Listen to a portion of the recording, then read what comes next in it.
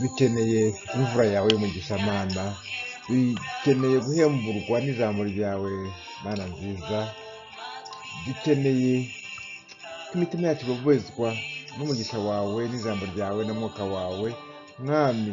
Hari igihe twumva mu mutima humye ku buryo ari wowe wenyine ugomba kutubobeza, ni wowe wenyine wabeza inyota tuba dufitiye ijambo ryawe, inyota tuba dufitiye agakiza kawe, inyota mwami tuba tunafite kugira ngo tuganire ku ijambo ryawe rigere no ku batararimenya. Muri kano kanya tugiye gukomeza twiga igitabo cy'umuhanuzi wawe, umukozi wawe Daniyeli. Uwiteka nyir'ingabo ubane natwe, ubane nanjye, ubane n'abari kumvira ijambo, turyakire tunezerewe mwami, kandi nk'uko ya mvura iva mu ijuru itagisubirayo itashomeje ubutaka bimeze n'imyaka, n'ijambo ryawe ntirigende ubusa. Data mwiza, urakoze kuri Imana nziza, uri Imana ihimbaje kandi ikwiye guhimbazwa. Icyubahiro cyose kikugarukire mu byo dukora byose, none n'iteka ryose mwami, kuko ni wowe byiringiro bizima, mu izina ry'umwami wacu Yesu Kristo, amen amen. Mbahaye ikaze bene data, mbahaye data kuri uyu murimo, kuri uyu murongo wacu w'ivugabutumwa tegura umugeni wa Kristo. Muri kumwe nanjye Jean Claude Karinijabo. Dukomeje twiga igitabo cy'umuhanuzi Daniyeli. Twatangiriye ku gice cya mbere twiga umurongo ku murongo, nicyo twiyemeje, nicyo dushaka gukora. Bitavuze ko tutazajya twiga ku zindi topic, ku zindi suje wenda zitari umurongo ku murongo, ariko muri ibi bihe bya nyuma aho ijambo ry'Imana abenshi batakirigirira inyota, usanga bashaka kumva ibyo amatwi yabo abanezereza, twahisemo gufata izi nzira zo kugenda twiga ijambo umurongo ku murongo, tukarishyira muri context yaryo, atari uko dushaka ko rinezereza abantu kuko ribabwira icyo bifuza kumva, ahubwo rikaba ijambo ry'ukuri, ijambo authentique. Ni gutyo umugeni wa Kristo azategurwa, maze wa munsi Yesu Kristo azaza agasanga umugeni we adafite ibizinga n'injebejebe, niko babyita mu Kirundi, adafite ikizinga n'iminkanyari mu Kinyarwanda. Rero ikaze kuritegura umugeni wa Kristo. Mu isomo riheruka twize kuri Daniyeli ibice 9 uhereye ku murongo wa 1 kugeza ku murongo wa 19. Turebera hamwe ukuntu Daniyeli yasenze mu kwizera, isengesho ririmo iminiho myinshi yinginga Uwiteka kubabarira ubwoko bwa Isirayeli ibicumuro byabo no kutumvira kwabo. Asaba Uwiteka ko yagirira impuhwe ubwo bwoko bwa Isirayeli, maze akabasubiza mu gihugu cyabo bari baravanywemo, bamaze imyaka 70 bari ishyanga mu gihugu cy'i Babuloni. Twavuze ko nubwo Daniyeli yasenze iryo sengesho abikizemo umwete wo gukunda ubwoko bwe bw'Abayuda, kandi ashingiye ku isezerano Uwiteka yari yaratanze abinyujije mu kanwa k'umuhanuzi Yeremiya, hariho ibintu bimwe Daniyeli hari ibintu bimwe yataratahura neza byerekeranye n'isezerano Uwiteka yagiranye n'abasekuruza be, maze bituma asenga isengesho ryagombaga gusengwa mu by'ukuri n'abatambyi bakuru basengera igihugu cyose. Mu by'ukuri Daniyeli yari umuhanuzi, ariko ntabwo yari umutambyi, kandi iryo sengesho ryagombaga gusengwa mu buryo bwo kwatura ibyaha mu gihe ubwoko bwa Isirayeli buzaba bumaze gutahura, bumaze kubona ko basekuruza babo banze kwakira Yesu Kristo nk'umwami n'umukiza wabo, wari uje aje kwima ingoma ubwo yazaga bwa mbere akavukira i Betelehemu. Aho kumwakira, ahubwo basekuruza b'Abayuda, abafarisayo n'abasadukayo, bagasaba abaturage guterera hejuru hamwe, bakanga Yesu Kristo, bakamugabiza abanyamahanga b'Abaroma, aribo bategekaga, bayoboraga kariya gace k'Ubuyuda icyo gihe, ngo nibamubambe, nabambwe. Iryo sengesho ryo kwatura icyaha cyo kutakira Yesu Kristo ahubwo bakamubambisha, ni isengesho rigomba gusengwa n'inzu ya Isirayeli mu minsi iri imbere, mu bihe ya mibabaro myinshi, Great Tribulation na Grand Tribulation, ya mibabaro izabanziriza kugaruka kwa Yesu Kristo izaba iriho. Uwo mwete w'umukozi w'Imana Daniyeli ariko ntabwo wabaye imfabusa, kuko Uwiteka yarebye uwo mutwaro afitiye ubwoko bw'Imana, umuryango we, ubwoko bwe Isirayeli, amwoherereza vuba na bwangu marayika Gaburiyeli kugira ngo amuhe ibisobanuro. marayika yaje amubwira ati nzanywe no kukungura ubwenge no kugira ngo aze kumuhishurira ibyo yari adasobanukiyeho neza. Niyo mpamvu hari tuvuga ngo marayika aramubwira ngo nzanywe no kukungura ubwenge. Ibyo rero nibyo tugiye kureba, nibyo tugiye kwiga hamwe mu mirongo ikurikira. Mirongo ikurikira mu mbabarire, twari tugize akabazo ka tekinike.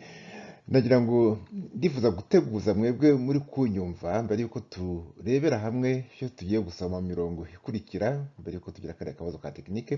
Ndifuza guteguza mwebwe muri kunyumva muri iki cyigisho cy'uyu munsi.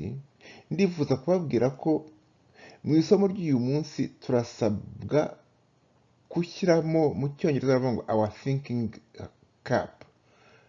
Biradusaba gutekereza cyane, biradusaba gufata ikaramu n'urupapuro kugira ngo twumve iby'imibare tugiye kwiga, kubera ko uyu munsi turavuga ku mibare cyane, turavuga ku myaka, turavuga imyaka tuyihinduremo, turavuga ibyumweru tubihinduremo imyaka. Rero imyaka guhera umwaka wa mbere, umwaka wa kabiri, umwaka wa gatatu. Rero mu mbabarire kubera ko niko isomo rimeze.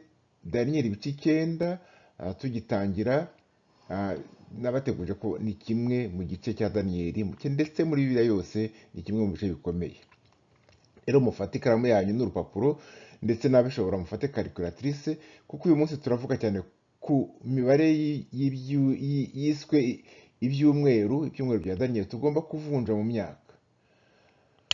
Ubwo Yesu Kristo yavugaga ku byanditswe ku muhanuzi Daniyeli muri Matayo ibice 24 ku murongo wa 15, yaravuze ati ubwo muzabona ikizira kirimbura cyahanuwe n'umuhanuzi Daniyeli gihagaze ahera, yamaze kuvuga mu magambo aravuga ngo ubisoma byitondere. Ubuhanuzi bwa Daniyeli rero hari aho bugera bukadusaba kubusoma twitonze cyane, ntitubufate nk'aho ari inkuru isanzwe, ahubwo ko ari ubutumwa buri kode, ubutumwa bwanditswe mu mvugo ya gihanuzi, mu mvugo yo kuzimiza. Reka rero tudatinze dusome Daniyeli ibice 9 duhereye ku murongo wa 20, kuko ubushize twari twashojereje kuko Daniyeli ibice 9 umurongo wa 19. Umurongo wa 20, nuko nkivuga nsenga natura ibyaha byanjye n'iby'ubwoko bwanjye bwa Isirayeli, kandi ntakambira Uwiteka Imana yanjye kubw'umusozi wera w'Imana yanjye. Mu gihe nasengaga, Gaburiyeli wa muntu nigeze kubona ngitangira kwerekwa aratumwa, maze aragaruka aza n'ingoga igihe cyo gutamba igitambo cya nimugoroba cyendaga kugera, ankoraho arambwira anyigisha ati Daniyeli we, ubu nzanywe no kukungura ubwenge. Kuva ugitangira gusenga haje ijambo, kandi nzanywe no kurikubwira kuko ukundwa cyane. Nuko rero zirikana iryo jambo, uzirikane n'ibyo wahishuriwe. Kuba marayika Gaburiyeli yarasanze Daniyeli arimo gusenga yatura ibyaha bye n'ibyaha by'ubwoko bwe ari byo Isirayeli, birongera gushimangira ko Daniyeli yasengaga akurikije ibyo Uwiteka ategeka, ibyo Uwiteka yategetse Abisirayeli mu Balewi ibice 26. Mu isomo ry'ubushize twabonye ko mu Balewi ibice 26 Uwiteka abwira Abisirayeli ko nibatura kutumvira kwabo bakemera ko bakoreye Uwiteka ibikorwa by'ubugome, mu cyongereza mu zindi haravuga ngo acting with hostility, ni ukuvuga bitwaye nk'abanga Uwiteka, barwanije Uwiteka, ntabwo bamusuzuguye gusa kubera intege nke zabo, ahubwo bafashe Uwiteka nk'umwanzi. Umunsi babyemeye ko bafashe Uwiteka nk'umwanzi bakatura icyo cyaha, ni ukuvuga cya gihe kuba bararwanije Uwiteka bakamufata nk'umwanzi wabo. Kandi twabonye ko mu mateka ya Isirayeli nta handi hantu abana ba Isirayeli, Abayuda, bigeze bafata Uwiteka Jehova nk'aho ari we mwanzi wabo, uretse igihe bavugiraga icyarimwe imbere y'abategetsi b'Abaroma. Bari bababaje bati Yesu wiyita umwami w'Abayuda, muragira ngo tumukoreshe iki? Maze Abayuda, twarabibonye mu isomo rishize, barangajwe imbere cyangwa se barimo gusunikwa n'abayobozi babo, abafarisayo n'abasadukayo. Baterera hamwe icyarimwe, baterera hejuru icyarimwe bati nabambwe, ahubwo turekurire Barabasi igisambo. Nk'uko twabikomojeho ubushize, iri sengesho ryo kwatura ubwo bugome bwabo n'iri Isirayeli nk'igihugu nibyo Isiraheli isabwa kuzasenga mu bihe by'imperuka, bya bihe by'amakuba akomeye, Great Tribulation, la Grande Tribulation, ya makuba azabanziriza kugaruka kwa Yesu Kristo aje bwa kabiri. Daniyeli rero yasenganye umwete no kwizera, ariko asenga isengesho ryo mu gihe kitari cyo, kandi asenga isengesho ryagombaga gusengwa n'ubwoko bwa Isiraheli muri rusange, atari isengesho risenzwe n'umuntu ku giti cye. Ari nacyo cyatumye Uwiteka yohereza marayika Gaburiyeli kumukorera ubugorozi kugira ngo amuhugure mu myumvire ye. Ku murongo wa 22 twahasomye Gaburiyeli abwiye Daniyeli ati, ubu nzanywe no kungura ubwenge bwawe, nzanywe no kungura ubwenge bwawe. Niho kumubwira ati, Daniyeli we, ndabizi ko uzi ibintu byinshi cyane, ndabizi ko uhugukirwa n'ibintu byinshi cyane, ugira n'amayerekwa menshi cyane, ariko hariho ibindi nshaka kugusobanurira, kuko hari ubundi bumenyi ukeneye kunguka. Hari ibintu bibiri Daniyeli yari akeneye kungukaho rero ibisobanuro. Ndagira ngo ntabwo ahangaha nshaka gusuzugura, ntagire ushaka kuvuga ko navuze ko Daniyeli nta bwenge yari azi. Oya, ni uko iteka tumenya igice, n'abakozi b'Imana bakomeye hariho ibintu bajijwa bagakenera kongera guhugurirwa, gusobanukirwa n'Uwiteka. Hari ibintu bibiri rero Daniyeli yari akeneye kongera guhugurwaho kugira ngo bamuhe ibindi bisobanuro. Icya mbere, hari ibyo atari yumvise neza ku mugambi w'Imana. Hari byinshi yari yareretswe, ariko yari akeneye andi makuru kugira ngo agire ishusho yuzuye y'ibyo Uwiteka ateganya gukora mu bihe byo mu minsi y'imperuka. Icyo ni icya mbere. Icya kabiri, nubwo Daniyeli yari yarasomye ibyanditswe mu bitabo bya Mose kimwe n'ubuhanuzi bwa Yeremiya, ntabwo yari yabyumvise neza ku buryo byabaye ngombwa ko marayika w'Imana yiyizira ubwe kumuha ibyo bisobanuro. Twakwibutsa ko mu bihe bya Daniyeli, Mwuka Wera yarataraza gutura mu bizera, ahubwo bavuga ko Mwuka Wera yazaga ku bahanuzi akabakoresha, akongera agasubira ku Mana y'ubutatu, akongera agasubira mu bumana bwayo. Muri ibi bihe turimo, Mwuka Wera aduturamo. Ikindi ni uko burya nta muntu n'umwe, twari tumaze kubivuga, nta muntu n'umwe wumva ibyo Imana ivuga byose ku buryo bwimazeyo ngo abisobanukirwe byose ubwo yaba agiye kuba nk'Imana. Turumva tugasobanukirwa igice gito cyane, hariho abagirirwa ubuntu bwo guhishurirwa byinshi cyane, ariko itorero ry'Imana niyo mpamvu ribereyeho kugira ngo ingingo zose zirigize zigende zuzuzanya, kuko umutwe w'itorero ari we Kristo niwe ufite ubumenyi bwose. Amen. Ubutumwa nyamukuru Gaburiyeli yazaniye Daniyeli rero bukubiyemo imirongo ikurikira guhera ku murongo wa 24 w'ibice 9, Daniyeli ibice 9 umurongo wa 24 ukageza ku murongo wa 27. Daniyeli ibice 9 umurongo wa 24 haratubwira hati ibyumweru 70 inshuro cyangwa se ibihe 7 inshuro 70 bitegekewe ubwoko bwawe n'umurwa wera, kugira ngo ibicumuro bicibwe n'ibyaha bishire no gukiranirwa gutangirwa impongano, haze gukiranuka kw'iteka, ibyerekanwe n'ibyahanuwe bifatishwe ikimenyetso, ahera cyane hasigwa amavuta. Daniyeli umurongo wa 25 ibice umurongo wa 25 ni ukubimenya ubyitegereza yuko uhereye igihe bazategekera kubaka Yerusalemu bayisana kugeza kuri mesa y'umutware hazaho ibyumweru 7, maze habaho ibindi byumweru 62 bahubake basubizeho imiharuro n'impavu, ndetse bizakorwa mu bihe biruhije. Ibyo byumweru ko ari 62 nibishira, Mesiya azakurwaho kandi ntacyo azaba asigaranye kindi, maze abantu b'umutware uzaza bazarimbura umurwa n'ubuturo bwera, uw'iherezo ryabyo rizaba nk'utembanywe n'umwuzure w'amazi, intambara n'ibyago bizarinda bigeza ku mperuka, niko bitegetswe. Daniyeli ibice 9:27. Uwo mutware azasezerana na benshi isezerano rikomeye rimara icyumweru kimwe, nikigera hagati azabuzanya ibitambo n'amaturo. Umurimbuzi azaza ku ibaba ry'ibizira, maze kugeza ku mperuka yategetswe uburakari buzasandazwa kuri uwo murimbuzi, cyangwa se mu yandi magambo ngo ku munara w'ingoro yayo azahashyira igiterashozi kirimbuzi, kizahaba kugeza igihe uwagishyizeho azarimburirwa nk'uko Imana yabitegetse. Aya magambo tumaze gusoma ntabwo ari amagambo umuntu yavuga ko yumvikana cyane, haba mu rurimi urwo ari rwo rwose. Ni amagambo ni amagambo akeneye gusesengurwa umuntu yifashishije abizi indimi zanditswemo aya magambo ari rwo rurimi rw'igiheburayo. Ni ukuvuga buriya twebwe tumeze nk'ibikuri bihagaze ku ntugu z'abantu b'abajinya b'ibihangange. Ni ukuvuga twigira ku byo abatubanjirije bamaze imyaka amasaha n'imyaka n'ibyumweru n'amajoro badasinzira bagerageza kumva ibi bintu kandi bafashijwemo n'imbaraga za Mwuka Wera. Batubwira rero ko ubutumwa nyamukuru Gaburiyeli yazaniye Daniyeli bukubiye muri iyi mirongo ikurikira guhera ku murongo wa 24 ukageza ku murongo wa 27. Iyo mirongo tumaze gusoma ntawavuga ko ari imirongo yoroshye, ariko ifite urufunguzo rwo gusobanukirwa neza ubuhanuzi bureba Isirayeli mu bihe by'imperuka. Rero kuba ikomeye byo ni ibizwi, wavuga ko ikomeye ntabwo yaba akabije ko ari imirongo igoranye kumva. Ariko iyi mirongo uko ari ine ni imwe mu mirongo ya Bibiliya yanditse mu buryo bugoye, ariko rero ya ngombwa kugira ngo twumve ubuhanuzi bwo mu minsi y'imperuka. Ibisobanuro marayika yahaye Gaburiyeli, reka tubihere ku murongo wa 24.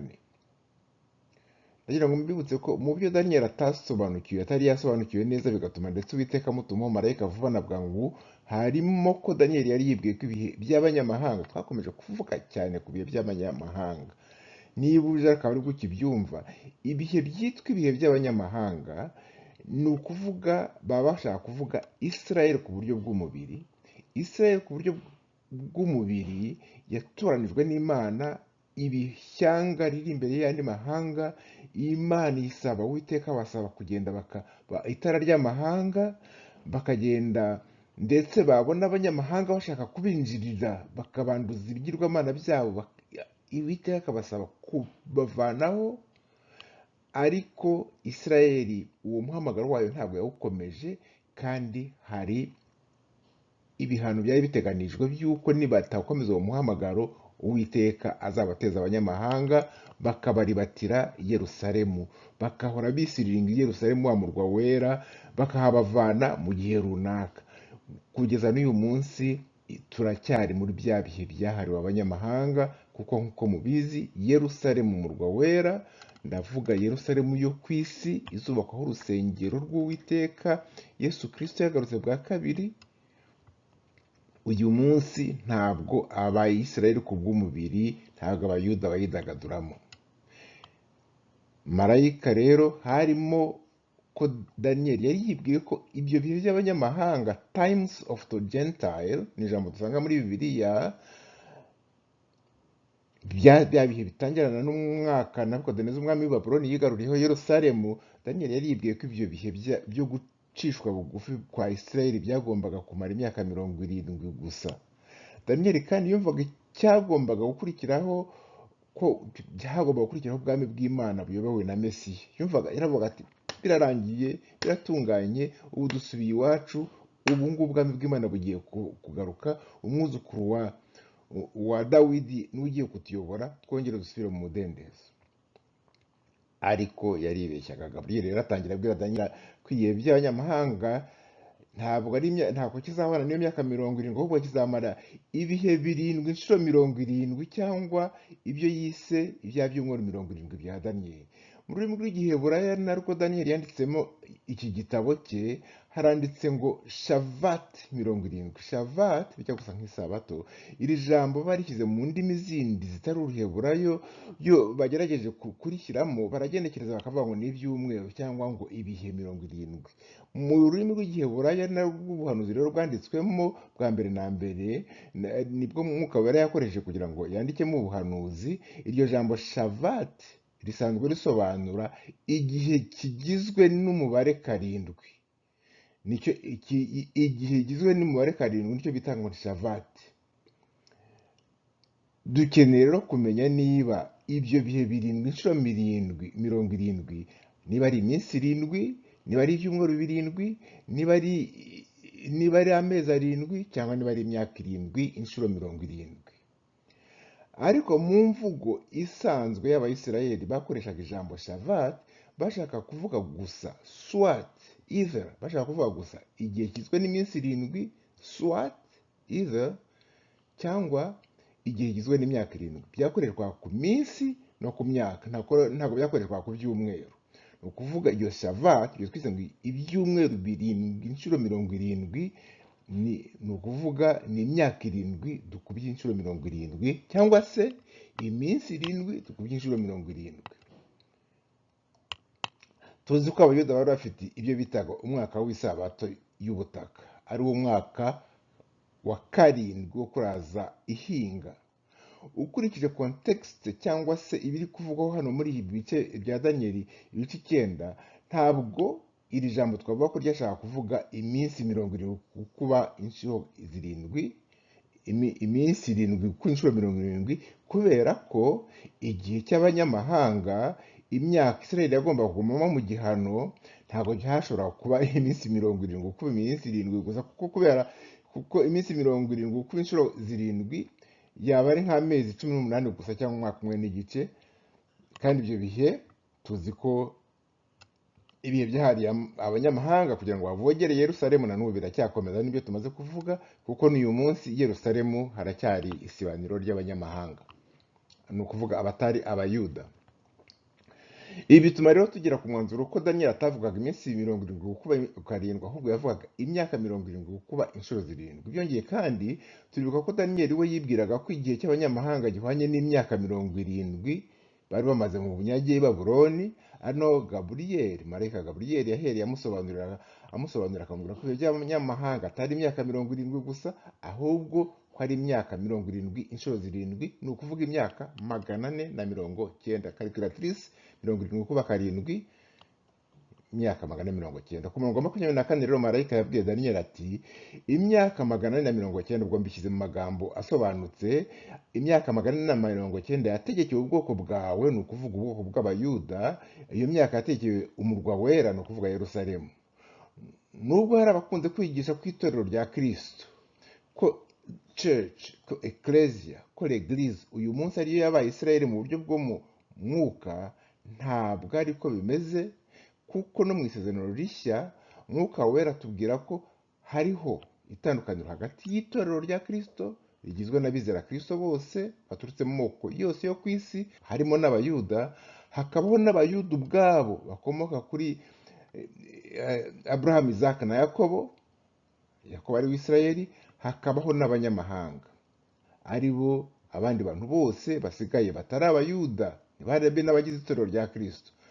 Abakorino ba mbere ushobora kureba Abakorino ba mbere bice 10:32 handitse ngo ntimukabere ikigusha, yaba ari umuyuda ntimukamubera ikigusha, yaba ari umunyamahanga ntimukamubera ikigusha, yewe yaba n'uwo mu itorero rya Kristo. Ni ukuvuga hari abantu ba kategori eshatu niko mwuka wera abona abantu batuye muri iyi si: abayuda, abatari abayuda n'itorero rya Kristo. Kandi itorero rya Kristo ririmo abantu bose b'amoko yose, harimo n'abayuda bemeye Kristo. Tugarutse kuri ya myaka 490 rero, iyo myaka 490 ni nk'icyo twakwita kalendari y'Uwiteka kuri Isirayeli, aho Uwiteka abwira ubwoko bwa Isirayeli ati nimushikame igihano nabashyizemo kiracyakomeza kugeza igihe hazazira umuntu w'umutware, umuntu w'inshakura, akababeshya ko abagiriranye isezerano ry'amahoro hashira imyaka mike, kuva imyaka 3 n'igice, isezerano rizamara imyaka 7, akarisesa. Ibyo mvuze biranditse hariya. Ariko rero Abayisirayeli nibo babwirwa muri rusange, ntabwo yibanda ku banyamahanga cyangwa ku itorero rya Kristo nk'uko tugiye kubibona. Ndagira ngo murebe kuri iyi karandiriye, murebe kuri ibi turimo tuvuga. Uhereye igihe bazategekera kubaka Yerusalemu bayisana, bazahubaka basubizeho imiharuro n'impavu, icyo gihe hazaba hari imyaka imyaka 49. Yesu Kristo akinjira i Yerusalemu, hanyuma hakaba n'irindi sezerano umuntu azaza akarisezerana. Nibyo tugiye kuvugaho mu mwanya ukurikira. marayika yabwiye daniyeli ko muri icyo gihe cy'ibihe birindwi inshuro 70, ibyumweru birindwi inshuro 70, ariyo myaka 190, hazakorwa ibi bintu bikurikira: hazabaho kurangiza ubwigomeke bwa Isirayeli ku Uwiteka. Icyo ni icya mbere. Tubivuze nk'uko byanditswe mu ruheburayo cyangwa se mu rurimi originali cyanditswemo, bavuga ngo hazabaho kurangiza igicumuro.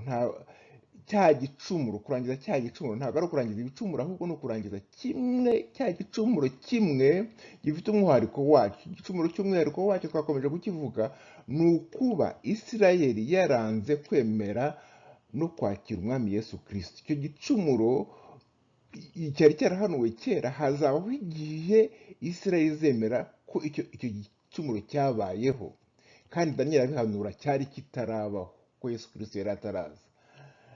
Nibyo twise ko Isirayeli yarwanije Uwiteka cyangwa yamufashe nk'umwanzi. Twibuke ko ibihe by'abanyamahanga bizarangira ari uko Isirayeli yose yemeye ko abasekuruza babo ari bo banze kwemera ko Yesu Kristo ari umwami n'umukiza wabo, bakamutanga akabambwa.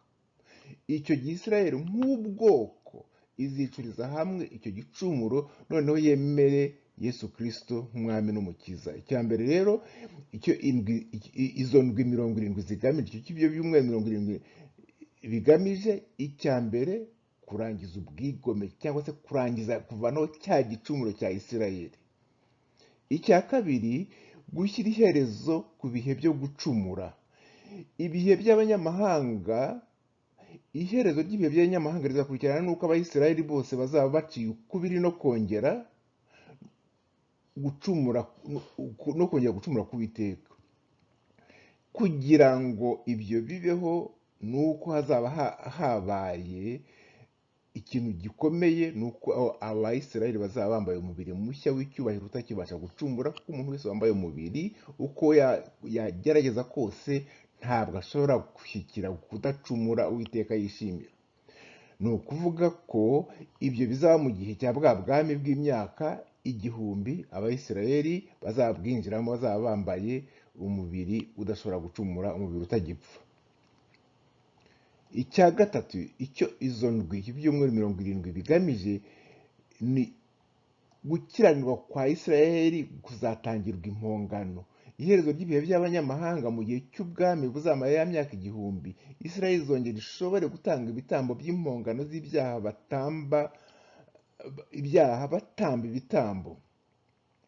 Ni ukuvuga ko urusengero rushya Bibiliya itubwira ko ruzubakwa i Yerusalemu, ruzatuma Isirayeli yongera kubasha gutamba ibitambo, bibuka ya myaka babayeho mu bwigomeke muri ya myaka y'ibihe by'abanyamahanga.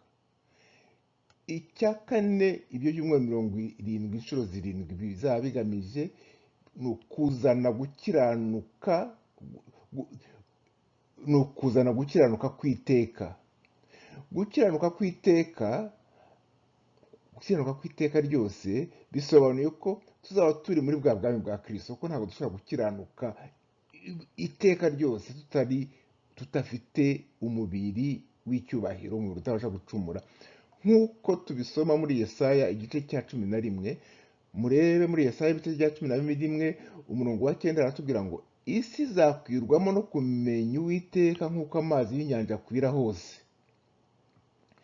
Icya gatanu, biriya byumweru 7 inshuro 70 bizaba bigamije ni ugushyira iherezo ku mayerekwa n'ubuhanuzi.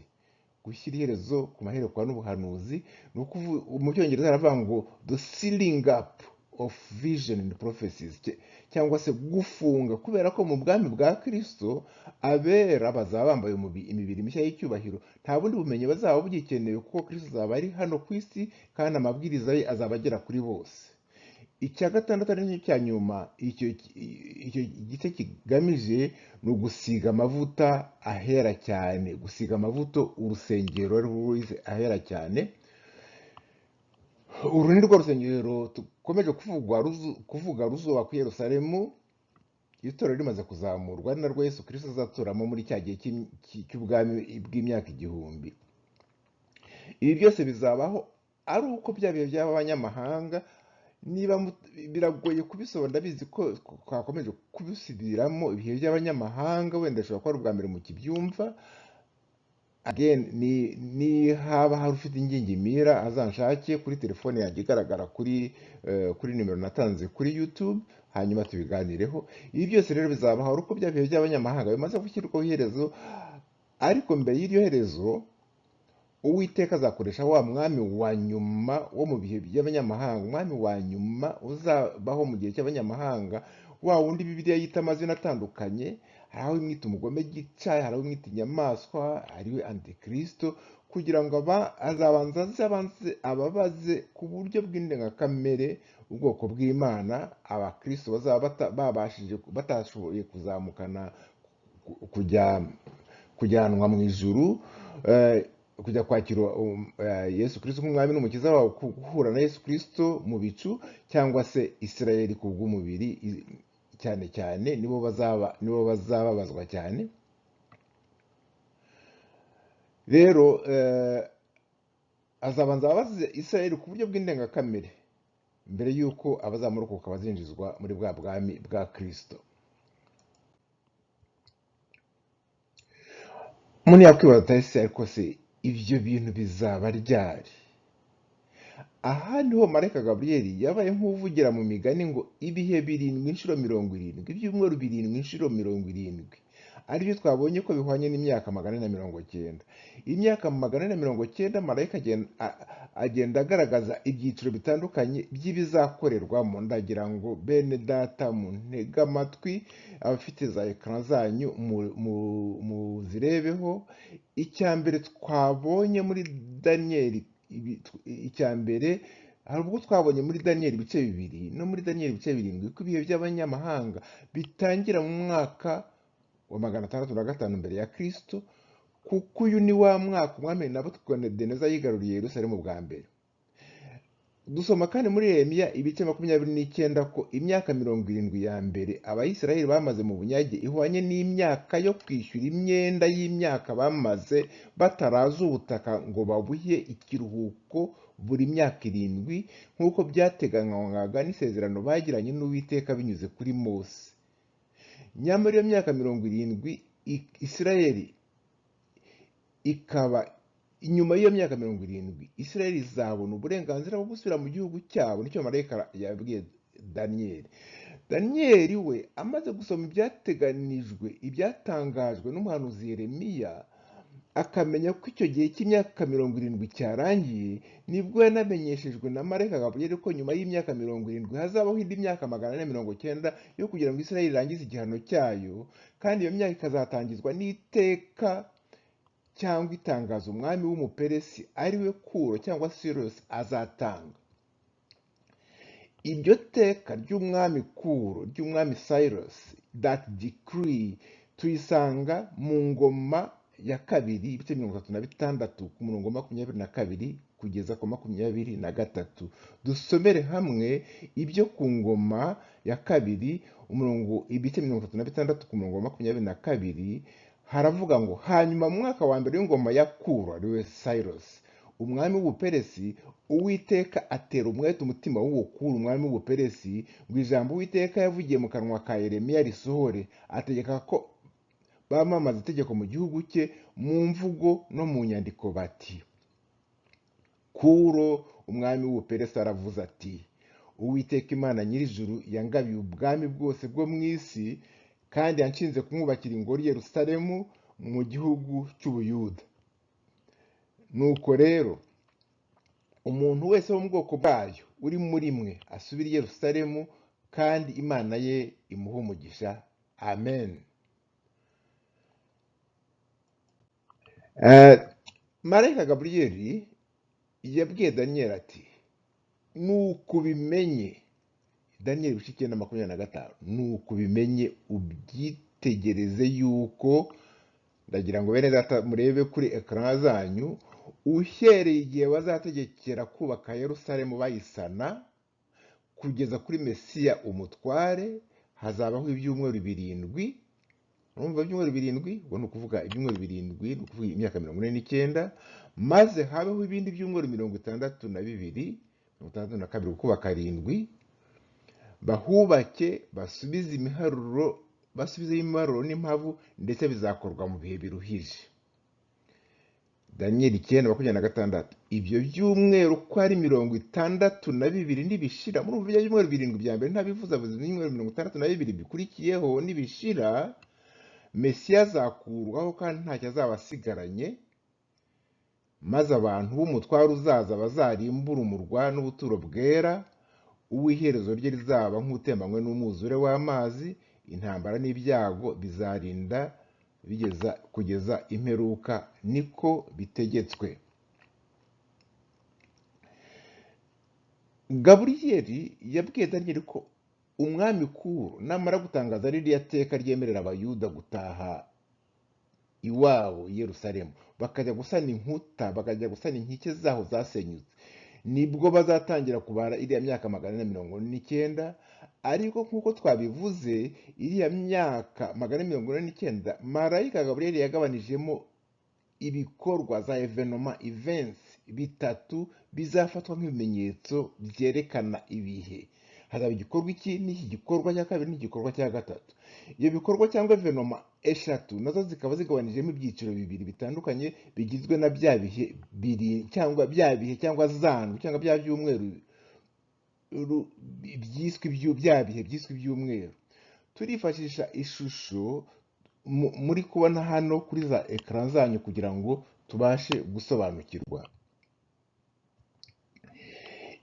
Ibyo bikorwa, izo evenoma eshatu zigomba gufatwa nk'ibimenyetso byerekana ibihe, tubisanga hariya ku murongo 25 wa Daniyeli 9. Ariko mu myandikire y'Igiheburayo iyo byiciro biravanze ku buryo bidakurikiranye hakurikijwe uko bigenda bikurikirana.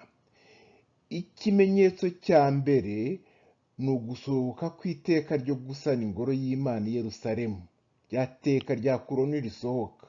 Ikimenyetso cya kabiri ni ukurangiza gusana iyo ngoro, kugeza igihe bazarangiza gusana iyo ngoro. Ikimenyetso cya gatatu ni urupfu cyangwa gukurwaho kwa Mesiya.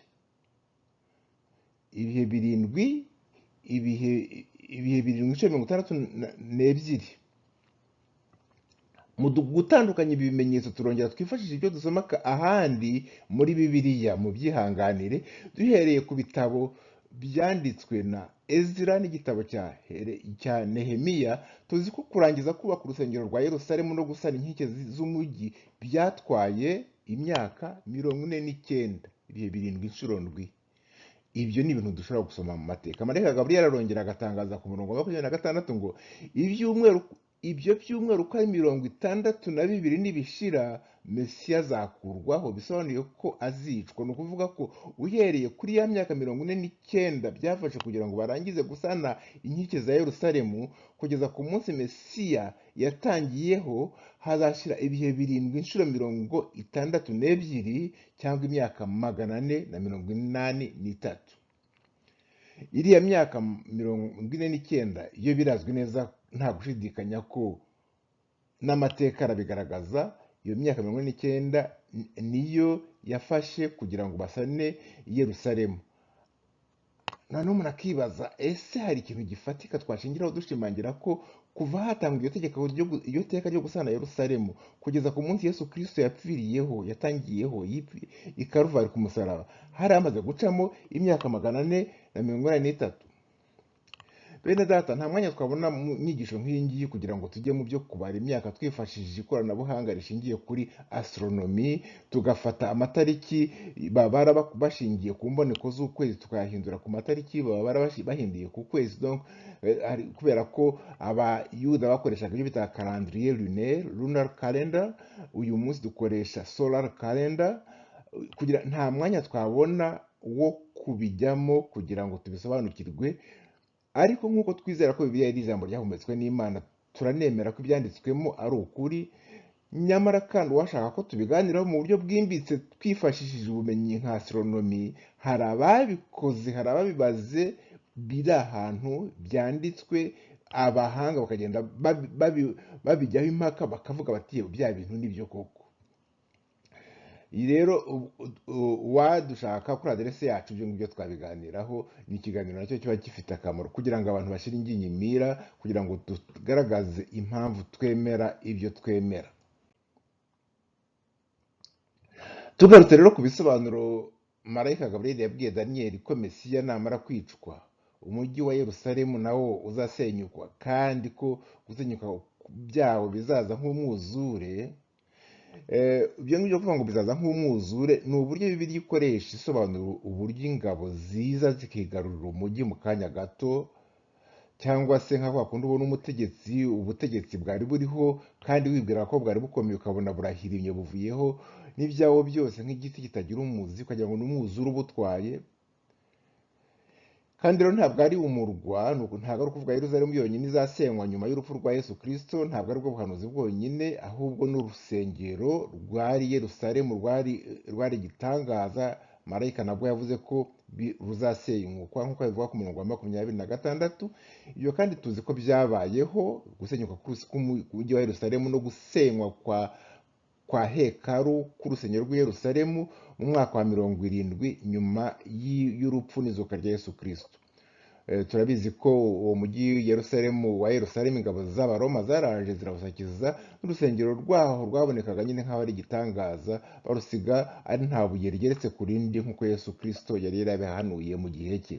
Icyo tugomba kwitondera muri ibi bisobanuro bya marayika Gaburiyeli ni uko isenywa rya Yerusalemu ubwo byakorwaga n'ingabo z'Abaroma zari ziyobowe n'umujenerali witwaga Titus cyangwa Tito, ntabwo iyo evenema marayika ntabwo ayishyira muri kimwe muri bya bimenyetso ndangabihe bizaranga ibyumweru 70 inshuro 7.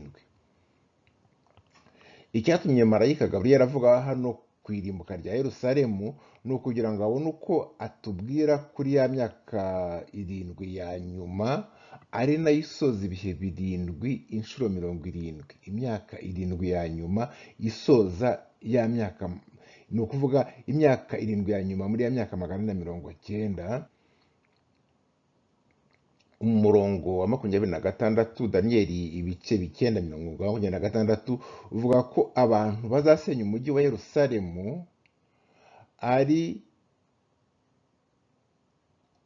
abantu b'umutwaro uzaza, ni ukuvuga ingabo zizaba ziyobowe n'umutegetsi uzaba ariho icyo gihe. Kandi amateka twigisha ko abantu basenye umujyi wa Yerusalemu mu mwaka wa 70 nyuma yo kuvuka kwa Yesu, twavuze ko ari ingabo z'Abaroma.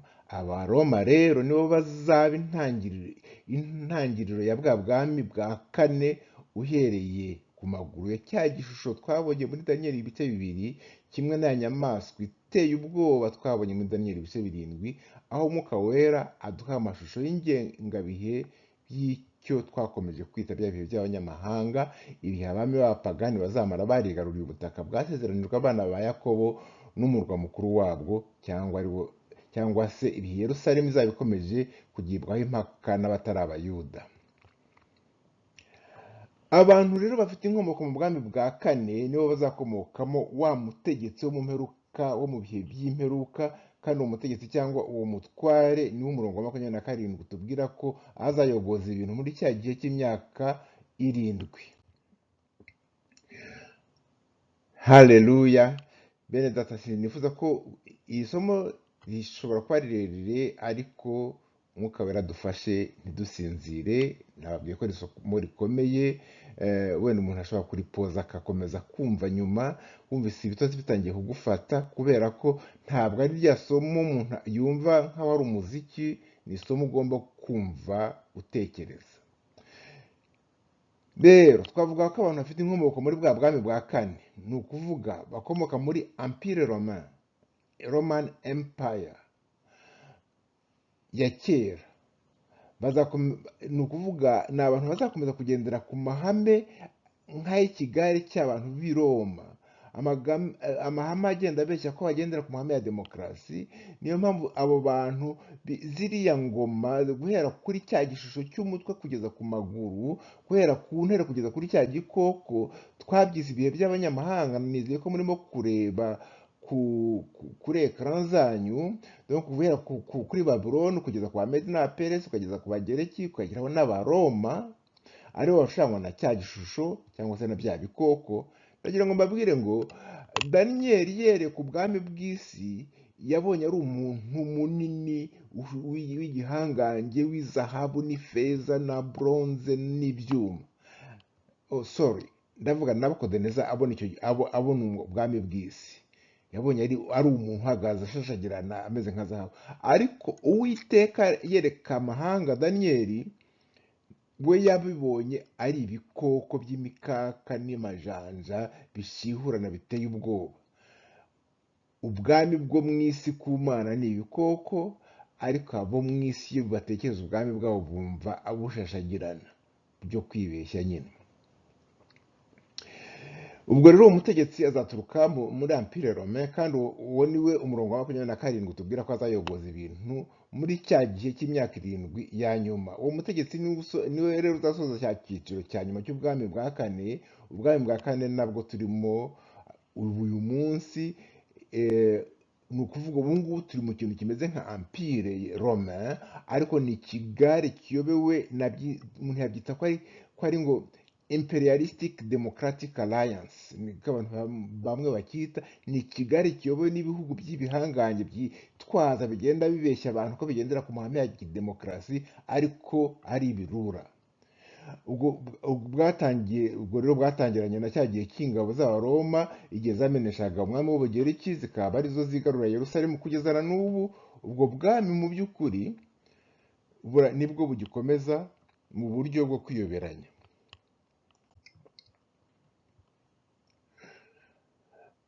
Naho kubyerekeye icyiciro cya nyuma rero, icyiciro cya nyuma cy'imyaka 7 gisoza ibihe by'abanyamahanga, icyo gihe turacyagitegereje. Birumvikana ni icyiciro kivugwa kivugwa cyane cyane mu gice cya 8 cya Daniyeli. Niwe Antikristo dukunze kuvuga, ariko kugira ngo dusobanukirwe n'ingengabihe ubwami bwa Antikristo buzatangira, reka dusubire kuri bya bimenyetso 3 by'ibihe by'abanyamahanga. Ikimenyetso cya mbere ni iteka ry'umwami rizemerera Abayuda gutaha iwabo ngo bajye gusana umujyi wa Yerusalemu. Ikimenyetso cya kabiri ni ukurangiza gusana inkuta za Yerusalemu no kubaka urusengero nyuma y'imyaka 45. Ikimenyetso cya gatatu ni ugutanga kwa Mesiya nyuma y'imyaka 7 inshuro 62 cyangwa se imyaka 483, nyuma y'ukuzura k'urusengero, imyaka 434 nyuma yo kuzura k'urusengero, cyangwa se imyaka 483 nyuma y'uko iteka ry'umwami Kuro Cyrus ritangwa.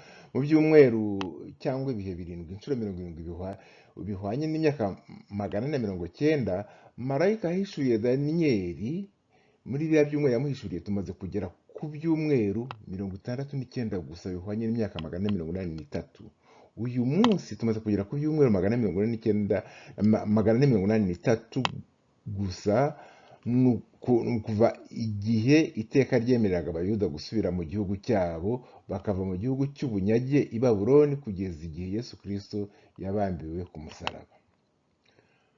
Kugeza ku gihe cy'urupfu no kuzuka bya Yesu Kristo, Abayisiraheli bari baranyuze mu matotezwa menshi, ariko itotezwa ry'indengakamere rivugwa muri iriya myaka 7 ya nyuma y'ibihe by'abanyamahanga ntabwo ryari ryabaho. Ntabwo iryo toteza rikomeye ry'indengakamere ntabwo turaribona. Umuntu ashobora kwibaza ati, none se ko hava imyaka 2000 ishize Yesu asubiye mu ijuru, ya myaka 7 ivuga ku murongo wa 27, uwo mutegetsi azaza asezerana isezerano na benshi, isezerano rikomeye rimara icyumweru kimwe, maze icyumweru nikigera hagati azabuzanya ibitambo n'amaturo. Iyo myaka 7 yo gutotezwa na Antikristo, ese yabayeho? Ese irimo kubaho cyangwa izabaho? Isezerano ry'imyaka 7 umutegetsi uzaza asezerana na benshi, ni ukuvuga Abayuda, nicyo kimenyetso cya nyuma cy'ingengabihe marayika Gaburiyeli yahaye Daniyeli. Iryo sezerano ryo rizatangiza icyumweru cya nyuma cya 7 nyuma cya ya myaka 7 ya nyuma yo kuzuza imyaka 490 igize ibyumweru 70. kandi iyo usomye witonze usanga nta sano cyangwa nta ugukurikirana kw'ibihe kuri hagati y'ishyirwaho ry'iryo sezerano n'urupfu rwa Kristo. Mu zindi ngengabihe zose twasangagamo amagambo avuga ngo kuva igihe iki n'iki kugeza igihe runaka bizagenda gutya na gutya, ariko hano nta jambo tuhabona ritwereka ko iyo myaka 7 izaza ikurikirana n'urupfu rwa Mesiya. Ibyo rero biratubwira ko Imana yabaye ihagaritse isaha yayo yo kubara ibihe by'abanyamahanga uhereye ku rupfu rwa Yesu kugeza igihe wa mutegetsi uzaza akomotse mu bisigisigi by'ubwami bw'Abaroma, babandi twize ikigare cya bampatse ibihugu bitwaje demokarasi, bizageza icyo gihe.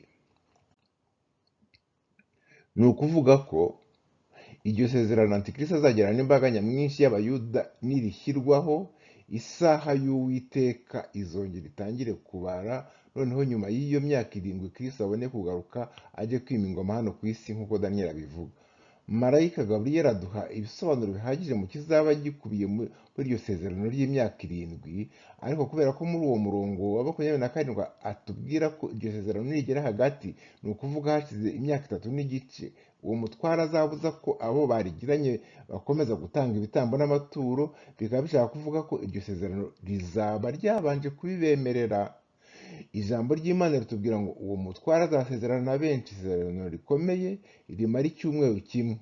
Iryo sezerano rizaba ribemerera gutura ibitambo n'amaturo. Rero izindi Bibiliya zivuga ko azabuzanya ibitambo n'ituro ry'ifu, grain offering, kandi nk'uko tubizi ko Abayisiraheli kugeza ubu babujijwe gutura ibitambo n'andi maturo kubera ko ntabwo barabasha kubaka urusengero. Ni ukuvuga ko no muri iryo sezerano uwo mutware azagirana nabo hazabamo harimo no kwemerera kubaka urusengero rukurikije ubwo Mose yabategetse kubaka, kandi kugeza n'ubu Abayisiraheli bahora bategereje ko babona amahirwe yo kubaka urusengero aho Uwiteka yabategetse kurwubaka. Ariko nk'uko tubizi, ahubwo urusengero rwagombaga kuba rwubatse uyu munsi, hubatse umusigiti munini w'Abayisilamu witwa the Dome of the Rock cyangwa se Le Mosquée d'Omar. Uyu murongo uvuga ko umutegetsi azagirana isezerano na benshi, ngo the many, na benshi, ni ukuvuga ko Abayuda benshi bazemera kugirana isezerano nawe iryo sezerano, ariko ubwo hariho bake batazaryemera, kubera ko uyu munsi umusozi uteganijwe kubaka urusengero rw'Abayuda ugenzurwa n'Abarabu bo mu gihugu cya Yorodani. Ntabwo bashobora kwemera ko Abayisiraheli bagira icyo bakorera kuri ako gasozi. Birasaba rero ko uwo mutegetsi ukomeye ku isi kugira ngo atangize imishyikirano yo kongera guha Isiraheli amahirwe yo kubaka urusengero rwabo, hazaba ari igikorwa gikomeye kandi Abayisiraheli bazatangarira. Ariko rero hagati aho muri ayo masezerano y'imyaka 7, hano muri Bibiliya mu byanditswe byera haravuga ngo nyuma y'igihe, ibihe n'igice cy'igihe, aha ndetse hakavuga ngo nyuma y'amezi 42, ariyo bihwanye n'imyaka 3 n'igice. Hanyuma y'icyo gihe Antikristo azahagarika ibitambo, azabasaba guhagarika ibitambo n'amaturo bizaba byatangiye kuhatambirwa. Icyo igice cya nyuma cy'uyu murongo wa 27 cyanditse ku buryo bugoye kumvikana nk'ibindi bice bindi twigize kubona byo muri igice cya 9. Mu rurimi rw'Igiheburayo, Bibiliya ijambo ry'Imana, ntabwo nshaka kuvuga Bibiliya yindi yitwa Bibiliya ijambo ry'Imana, yagerageje kubihindura neza ivuga ngo ku munara w'ingoro yayo azahashyira igiterashozi kirimbuzi. Mu Cyongereza haravuze ngo and on the wing of abominations will come one who makes desolate. Abumva Icyongereza murumva ko ni amagambo adasobanutse. Iryo jambo ubundi ngo wing ni imvuga Abayuda bakoresha bashaka kuvuga ahantu hirengeyeho urusengero rwabo. Antikristo uzaba atuwemo na Satani rero ubwe azinjira mu rusengero rw'Imana maze atangaze ko ari we Mana bagomba kumusenga, kandi birumvikana ko Abayuda mu mafuti yabo yose ariko icyitwa gusenga undi muntu utari Imana, ibyo ntibashobora kubikorozwa n'uyu munsi no mu buhakanyi bwabo kuba batemera Kristo, ariko ntibashobora kwemera gupfukamira ikindi kintu kitari Imana. iki kizira kizaza mu rusengero nicyo Yesu yahanuye ubwo yigishaga muri Matayo ibice 24 umurongo wa 15 kugeza kwa 16, aho yagiraga ati ubwo ariko ubwo muzabona ikizira kirimbura cyahanuwe n'umuhanuzi Daniyeli gihagaze ahera, ati ubisoma byitondere, icyo gihe bazaba bari Yudaya bazahungire ku misozi. Matayo 24 umurongo wa 21 hagira hati kuko muri iyo minsi hazabaho umubabaro mwinshi utigeze kubaho uhereye ku kuremwa kw'isi ukageza na none, kandi nta n'ubwo uzongera kubaho. Yesu Kristo yabwiye abayuda bazaba bagifite ukwizera ko igihe bazabona Yerusalemu yagoswe bagomba guhunga, bagahita bayisohokamo bagahunga, kuko mu myaka 3 n'igice izaba igiye gukurikiraho ibintu bizaba bigiye gucika. Iyo myaka 3 n'igice ya nyuma nirangira, iyo myaka 3 n'igice ya nyuma igihe izarangira, n'urubanza Imana ifitanye na Isirayeli ruzaba rukizweho iherezo, kandi iryo herezo ry'urubanza rwa Isirayeli ku Mana ruzahurirana no kurangira kw'ibihe by'abanyamahanga. Icyo gihe nibwo umwami wacu Yesu Kristo azagaruka maze akureho uwo mugome twakomeje kuvuga, ya nyamaswa muntu, wa mugome uzaza ari we Antikristo. Mu kurangiza iri somo rya kabiri, iki cyiciro cya kabiri cy'icyigisho cyo muri Daniyeli 9, umuntu yabaza ati ese ni iki cyatumye Uwiteka ahagarika isaha yo kubara ibihe by'abanyamahanga imyaka 190 itararangira, kandi ari wowe wayivuze? Ikinateye amatsiko ni uko nta na hamwe tubona mu isezerano rya kera aho Isirayeli yigeze iburirwa ko wenda ku buryo bweruye ko kubara iyo myaka bizaba bihagaritswe. Ikindi ni uko iyo dusomye ibyo marayika Gaburiyeli yabwiye Daniyeli, tubona uko avuga ibizaba muri iriya myaka 7 ya nyuma, ariko ntitubona aho ayihuza n'ingengabihe calendrier za mbere, arizo uko iteka ry'umwami mukuru ryemerera abayuda gutaha iwabo, igihe cyo kurangiza gusana inkuta no gutanga kwa Mesiya. Reka twongere turebe ku mirongo 25-26 bivuga ngo nuko bimenye ubyitegereze yuko uhereye igihe bazategekera kubaka Yerusalemu bayisana kugeza kuri Mesiya umutware hazabaho ibyumweru 7, maze habaho ibindi byumweru 62 bahubake basubizeho imiharuro n'impavu, ndetse bizakorwa mu bihe biruhije. Nyuma y'iyo myaka 434, no kuva nyuma y'ibyo byumweru 62, nibwo washyizweho bamusize amavuta azicwa agakurwaho. Iyo Bibiliya igeze aho ivuga ko umutwaro uzaza ari we Antikristo, ihita ivuga ko uwo mutwaro azasezerana na benshi isezerano rikomeye rimara icyumweru kimwe, ariko aya magambo ntabwo abanzirizwa n'icyo twakwita icyungo riyafatanisha n'ibikorwa biyabanziriza, nk'uko kuvuga ngo hanyuma y'ibyo cyangwa maze n'andi magambo nk'ayo. Uko bimeze kose, nta muhanuzi wo mu Bayuda, nta muhanuzi n'umwe wigeze asobanukirwa ko hazabaho icyuho cyangwa inzibacyuho cyangwa paranteze hagati y'urupfu rwa Yesu kugeza ku mwaduko wa Antikristo, ku buryo ku cyumweru cyangwa indwi kuri bya byumweru 69 ari wo mwaka wa 183 wo mu bya byumweru 7 bya Daniyeli hazabaho indi myaka 2000. Ntawe wigeze amenya ko nyuma ya Kristo, ntaho byigeze bihanurwa ko iya myaka 483 ihwanye no gutanga kwa Kristo, ntawe wigeze amenya ko iya myaka 7 itazahita ikurikiraho. Ntaho bitubibona uretse kubibona muri context ko ubungubu hariho igihe, ubungubu turi mu gihe cyo guhagarika kubara, turi mu gihe cy'itorero cya paranteze, imyaka 7 ikazakurikiraho nyuma. Icyatumye Uwiteka atigera cyo kora nibyo umuntu ashobora gukonkuriwa ko mu byatumye Uwiteka atigera abwira Abayisirayeli by'imyaka isaga 2000 yongera kuri ya myaka 449 iriya yabwiye Daniyeli, nuko imyaka ntabwo mu by'ukuri yibanda ku bwoko bwa Isirayeli muri rusange, ahubwo n'imyaka ireba abanyamahanga, uko abanyamahanga bazinjirwa mu muhamagaro wari usanzwe wari wihariwe na Isirayeli, nk'uko tubisoma mu Baroma igice cya 11. Uwiteka Uwiteka mu by'ukuri yabaye ahigitse ubwoko bwa Isirayeli kubw'igihe runaka, niko tubisoma mu Baroma igice cya 11. Icyo gihe runaka ni iki gihe turimo, kubera isezerano Uwiteka yari yagiranye na Aburahamu ku byerekeye ibihugu by'amahanga.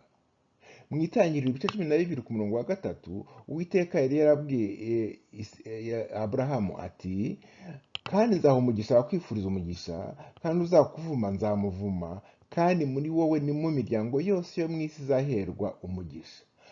Uwiteka yasezeraniye Aburahamu guha umugisha abo mu yandi mahanga yose y'isi binyuze mu bazakomoka kuri Aburahamu, ni ukuvuga Isirayeli. Itorero nicyo gikoresho Uwiteka yahisemo kugira ngo amahanga yandi atari Isirayeli nayo abashe kumenya Uwiteka, nyine kugira ngo abashe kumumenya, kandi mu bwiru bwe n'ubuhanga bwe yagennye. Uwiteka agena imyaka ikwiriye kugira ngo iyo gahunda igerweho, kugira ngo asohoze rya sezerano yahaye Aburahamu.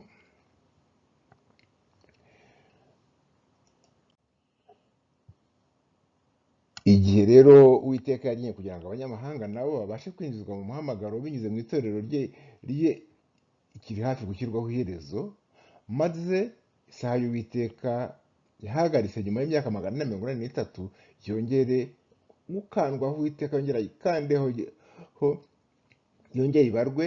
Iyo ni ya myaka 7 ya nyuma y'amagambo y'ubuhanuzi yita ngo igihe cy'imibabaro ya Yakobo, the times of Jacob's trouble. Marayika Gabriel ubwo yari amaze gusobanurira Daniyeli ibyo atari yumvise neza ku byerekeye igihe Isirayeli igomba kumara mu gihano yari irimo, byatumye Daniyeli amenya ko nubwo igihe cya Isirayeli mu buhungiro kiri hafi kurangira, ariko icyo gihe cyo kurangiza igihano, igihe cy'uko Yerusalemu ikomeza kuvogirwa n'amahanga, igihe cya Isirayeli cyo gukurwa kuba ku isonga ry'andi mahanga yose yo ku isi cyagombaga gukomeza. Daniyeli rero yamenyeshejwe ko hazabaho ingoma nyinshi z'abanyamahanga zizakomeza kugenda zisimburana kugeza igihe imivumo myinshi yose izaba imaze gusukwa kuri Isirayeli, nk'uko Abayisirayeli babyiyemereye mu isezerano bagiranye n'Uwiteka ku musozi Sinayi, bavuga ko bemeye kuzubahiriza amategeko yose y'Uwiteka, batabikora bagahanishwa ibihano biyakubiyemo. Icyo gihano harimo rero icyo gihano bari barimo kizasozwa n'amakuba akomeye birayita la Grande Tribulation mu Cyongereza, the Great Tribulation, amakuba atarigeze aboneka ku isi azaba muri ya myaka 3 n'igice ya nyuma, imyaka 3 n'igice ya myaka 7 ya nyuma. Bene data, iyi mirongo tumaze kwiga ni imwe mu bice bigoranye gusobanukirwa muri Bibiliya yose. Nta n'uwo naveba avuze, nta n'uwo nagaya avuze ko ibintu ari ibintu bisa nk'ibidasobanutse, ariko ni igice cy'ingenzi cyane kugira ngo dusobanukirwe ubuhanuzi bwo mu minsi y'imperuka.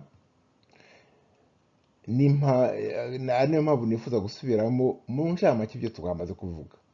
Cya mbere, Gabriel yabwiye Daniyeli ati, guhera hasohoza icyemezo cyo gusana no kubaka Yerusalemu mu ijuru, kronometre, isaha ipima ibihe n'uduce tw'ibihe, nayo izahita itangira kubara mpaka imyaka 490 irangiye. Ariko kandi aho tuhitondere, nihashira imyaka 483 igizwe n'imyaka 49 izaharirwa gusanura Yerusalemu, hakiyongeraho indi myaka 434 mu byiswe ibyumweru 62. Ati, hari umutegetsi wasizwe amavuta, ni Yesu Kristo, uzangwa n'abo yaje gukiza ndetse bakamwicisha. Uwo munyacyubahiro namara kwicwa, hazaba hasigaye imyaka 7 ngo ya myaka 490 yuzure. Icyo gihe rero njyewe Uwiteka nzahita ntegeka, namara kwicwa Uwiteka mu bwiru bwo ahita ategeka ko kronometre baba bayihagaritse kubara, igiye kubarira Isirayeli, ahubwo ntangira igihe cyo kwinjiza abandi bantu bo mu mahanga y'isi yose mu muhamagaro wo kwinjizwa nabo muri bwa bwami nasezeranije Aburahamu. Kandi ibyo bizabaho kugeza igihe hazaduka umwami w'ikigomeke w'inyamaswa, muntu umugome kandi w'incakura utarigeze ubaho ku isi. Azishyira hejuru kugeza ubwo aziyita n'Imana, kandi azaza abeshya ubwoko bwawe Daniyeli, ni ukuvuga Abayisirayeli, bakorana isezerano ribizeza amahoro, ibyo nibiba naza agasinya iryo sezerano, njyewe Uwiteka koronometero narahagaritse, Yesu Kristo amaze, umwana wanjye amaze gutanga, nzongera nyikande maze ya myaka 7 yari isigaye, ngo imyaka 190 nababwiye yuzure, noneho nongere kubara. Urumva aka karezume ka nyuma ariko gasobanuye neza iyi myaka, aya mezi, ibi byumweru 70 bya Daniyeli nk'uko twakomeje kubyita. Mubabarire kuba ikiganiro cyaba kirekire, byari ngombwa ko tubirangiriza hano. Igice cya 9 twakigabanije mu bice bibiri, ariko n'igice cyacyo cya nyuma, isomo rya nyuma naryo ryabaye rirerire, kandi ndabizi ko ntabwo ari ibintu byoroshye. Twinizeye ko ibice bikurikiyeho, igice cya 10, cya 11 n'icya 12 aricyo kirangiza, bizaba byo byoroshye kumva kandi bifite amagambo asobanutse. Reka rero duce bugufi, duce bugufi Uwiteka.